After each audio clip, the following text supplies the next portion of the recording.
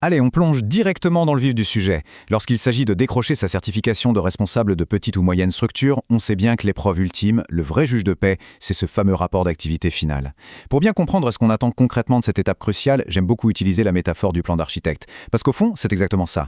Tout comme un architecte ne va pas juste se contenter d'empiler des briques au hasard, un futur responsable ne doit absolument pas se contenter d'empiler des chiffres dans un tableau. Le but du jeu, c'est de concevoir un édifice qui soit solide, parfaitement structuré et qui démontre une véritable vision globale. Et dans ce décryptage, on va voir précisément comment construire ce chef-d'œuvre, étape par étape, en collant de très près aux exigences officielles. Ce qui est super intéressant avec ce plan de construction, c'est qu'il ne sort pas de nulle part. On ne s'appuie pas sur des grandes théories abstraites de management, non, on se base strictement sur le concret. Les directives officielles publiées par le ministère du Travail. Ces textes définissent avec une grande précision ce qu'on attend des futurs dirigeants. Et en épluchant ces documents, on réalise vite que le montage de ce dossier final repose en fait sur 4 piliers fondamentaux. 4 piliers qui sont littéralement indispensables pour prouver que le candidat a vraiment les épaules pour diriger une structure. Voici d'ailleurs les 4 grandes étapes de notre construction d'aujourd'hui. Premièrement, la collecte des données financières et extra-financières. Deuxièmement, la rédaction de la synthèse analytique.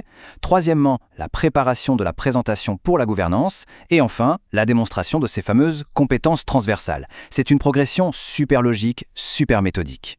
Et on attaque tout de suite avec le premier pilier, les données financières et extra-financières. Et oui, avant de commencer à monter les murs, il faut d'abord rassembler des matériaux de construction solides.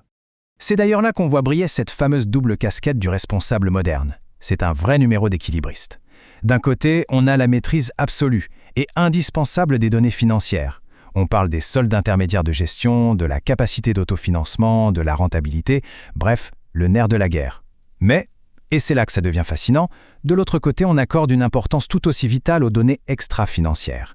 Les textes insistent lourdement sur la responsabilité sociétale de l'entreprise, l'inclusion du handicap, le climat social. Le point à retenir absolument, c'est l'équilibre. Le piège classique, c'est de faire une fixation sur les chiffres. Mais un rapport d'activité digne de ce nom ne peut pas sacrifier l'humain sur l'autel de la finance, ni l'inverse d'ailleurs. Bon, si on zoome un instant sur le côté financier, les directives exigent quand même de mettre un peu les mains dans le cambouis des retraitements comptables. Il faut prouver qu'on est capable d'analyser le bilan fonctionnel pour vérifier si la structure tient la route financièrement. Ça veut dire prendre le temps de calculer le fonds de roulement, d'analyser le fameux BFR, le besoin en fonds de roulement, et bien sûr de scruter la trésorerie à la loupe. L'analyse du compte de résultat doit aussi nous amener à déterminer la capacité d'autofinancement et le seuil de rentabilité. Et attention, il ne faut surtout pas voir ça comme de l'abstraction comptable pour faire joli. Ce sont les véritables instruments de navigation d'un dirigeant pour savoir si le navire peut continuer à avancer et financer ses projets. Mais comme on le disait, la calculette ne fait pas tout. Aujourd'hui, un dirigeant certifié, par exemple dans le secteur de l'économie sociale et solidaire, doit être le garant de vraies valeurs. Le rapport doit donc impérativement intégrer ce qu'on appelle la QVCT, la qualité de vie et des conditions de travail. Il faut aborder de front les questions de non-discrimination, les actions concrètes pour le développement durable et l'empreinte environnementale de l'activité.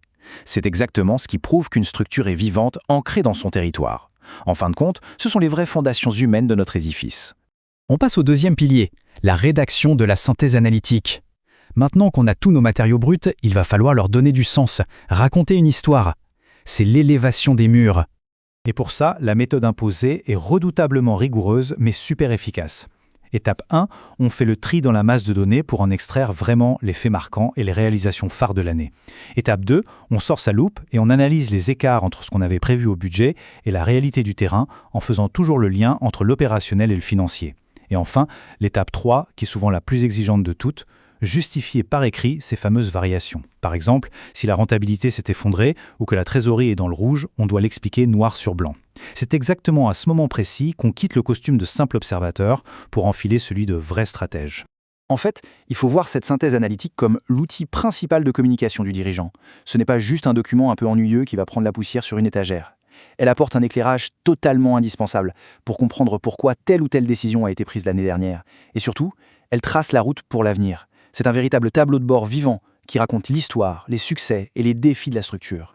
Ce qui nous amène tout naturellement à notre troisième pilier, la préparation de la présentation à la gouvernance. Et oui, la synthèse est prête, maintenant il faut la défendre devant le conseil d'administration ou les élus. Et ici, attention, la forme rejoint carrément le fond. Les exigences sont très claires, il faut savoir communiquer visuellement. Honnêtement, balancer des blocs de texte ultra denses à un conseil d'administration, c'est la garantie de perdre tout le monde au bout de 30 secondes. Il faut maîtriser l'art de créer des graphiques percutants, des diagrammes, des tableaux synthétiques. Un graphique bien pensé qui illustre au premier coup d'œil une répartition budgétaire ou l'évolution d'une marge, ça transmet une info ultra complexe en un quart de seconde. Et pourquoi c'est si crucial? Parce que le temps des décideurs est précieux. Être capable de vulgariser la technique et de l'adapter à son auditoire, c'est une des compétences reines du manager d'aujourd'hui. Alors là, on touche à un point absolument majeur qui caractérise le management moderne, et c'est gravé dans le marbre des textes officiels. Je cite, « La communication orale ou écrite tient compte de la situation de handicap du correspondant. » Fin de citation. Qu'est-ce que ça implique concrètement? Ça veut dire que faire une présentation claire ne suffit pas. Elle doit être accessible à toutes et tous. Qu'on parle du choix des couleurs et des contrastes pour que les slides soient lisibles par une personne malvoyante ou de l'adaptation du rythme de parole, l'accessibilité n'est pas une option. C'est une obligation formelle pour valider cette étape. Allez, on attaque la dernière ligne droite avec notre 4e pilier, la démonstration des compétences transversales. C'est un peu la clé de voûte, l'élément invisible qui maintient tout notre édifice ensemble. Il faut bien comprendre que ce rapport, c'est pas juste un exercice de style scolaire. C'est la preuve grandeur nature que le candidat maîtrise 3 compétences transversales incontournables. Communiquer, évaluer ses actions et résoudre des problèmes. Et tout ça s'imbrique parfaitement.